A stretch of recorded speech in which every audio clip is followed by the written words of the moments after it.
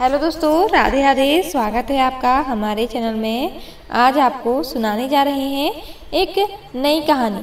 तो आइए कहानी को शुरू करते हैं। एक व्यक्ति काफ़ी दिनों से चिंतित चल रहा था, जिसके कारण वह काफ़ी तनाव में रहने लगा था। वह इस बात से परेशान था कि घर के सारे खर्च उसे ही उठाने पड़ते हैं और पूरे परिवार की जिम्मेदारी उसके ही ऊपर थी तथा उसके घर में उसके रिश्तेदारों का आना जाना लगा रहता था।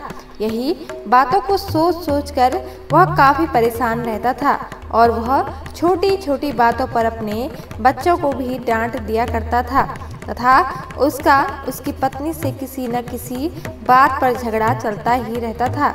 एक दिन उसका बेटा उसके पास आया और बोला कि पिताजी, मेरा स्कूल का होमवर्क करा दीजिए। वह व्यक्ति पहले से ही तनाव में था, तो उसने उसे डांटते हुए वहाँ से भगा दिया।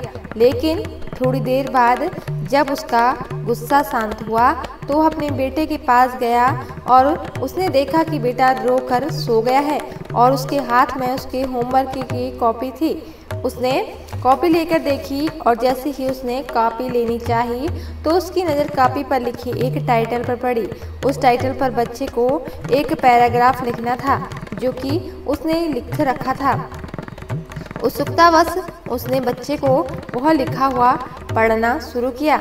बच्चे ने लिखा था कि मैं अपने फाइनल एग्ज़ाम को बहुत धन्यवाद देता हूँ, क्योंकि यह शुरू में तो बिल्कुल अच्छे नहीं लगते, लेकिन इसके बाद स्कूल की छुट्टियाँ पड़ जाती हैं। मैं खराब स्वाद वाली कड़वी दवाइयों को बहुत धन्यवाद देता हूँ, क्योंकि शुरू में तो वह कड़वी लगती हैं, लेकिन यह मुझे बीमारियों से ठीक करती है। मैं सुबह सुबह जागने वाली उस अलार्म घड़ी को बहुत धन्यवाद देता हूँ, जो मुझे हर सुबह बताती है कि मैं जीवित हूँ। मैं ईश्वर को भी बहुत धन्यवाद देता हूँ, जिन्होंने मुझे अपने इतने अच्छे पिता दिए हैं, क्योंकि उनकी डांट मुझे शुरू में तो बहुत बुरी लगती है, लेकिन वह मेरे लिए खिलौने लाते हैं, मुझे घुमाने ले जाते हैं और मुझे अच्छी अच्छी चीज़ें खिलाते हैं। और मुझे इस बात की खुशी है कि मेरे पास पिता हैं जो बहुत अच्छे हैं, और मेरे दोस्त सोहन के पास तो पिता ही नहीं है। बच्चे का होमवर्क पढ़ने के बाद वह व्यक्ति जैसे नींद से जाग गया हो। उसकी सोच बदल सी गई। बच्चे की लिखी बातें उसके दिमाग पर बार बार घूम रही थी, खासकर वह लास्ट वाली लाइन। उसकी नींद उड़ गई थी। फिर वह व्यक्ति थोड़ा शांत होकर बैठ गया और उसने अपनी परेशानियों के बारे में सोचना शुरू किया। मुझे घर के सारे खर्च उठाने पड़ते हैं, इसका मतलब है कि मेरे पास घर है और ईश्वर की कृपा से मैं उन लोगों से बेहतर स्थिति में हूँ जिनके पास घर ही नहीं है। मुझे पूरे परिवार की जिम्मेदारी उठानी पड़ती है, जिसका मतलब यह है कि मेरा परिवार है, बीवी है, बच्चे हैं। मैं तो उन लोगों से बेहतर स्थिति में हूँ जिन लोगों के पास परिवार ही नहीं है और वो दुनिया में बिल्कुल अकेले हैं।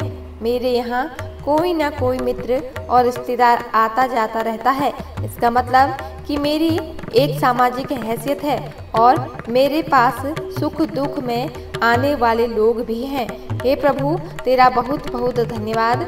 मुझे माफ़ करना, मैं तेरी कृपा को पहचान नहीं पाया। इसके बाद उसकी सोच एकदम से बदल गई और वह भी बदल गया। उसकी सारी परेशानी जैसे खत्म हो गई हो और उसकी सारी चिंता भी दूर हो गई। वह अपने बेटे से लिपट गया और उसकी आंखों में आंसू आ रहे थे और वह मन ही मन अपने छोटे बेटे से माफ़ी मांग रहा था। अपने बेटे के माथे को चूमकर वह अपने बेटे तथा ईश्वर को धन्यवाद देने लगा। हमारे साथ जो भी परेशानियां हैं, हम जब तक उनको नकारात्मक रूप से देखते रहेंगे तब तक हम परेशानियों से घिरे रहेंगे, और जब हम उन्हें परेशानियों को सकारात्मक रूप से देखेंगे तो हमारी सोच एकदम से बदल जाएगी। हमारी सारी चिंताएं और परिस्थितियां और सारे तनाव दूर हो जाएंगे तथा इस प्रकार उस व्यक्ति की सारी परेशानियां और तनाव दूर हो गए। तो दोस्तों, आपको यह कथा कैसी लगी कृपया कमेंट करके ज़रूर बताएं। धन्यवाद। जय माता दी।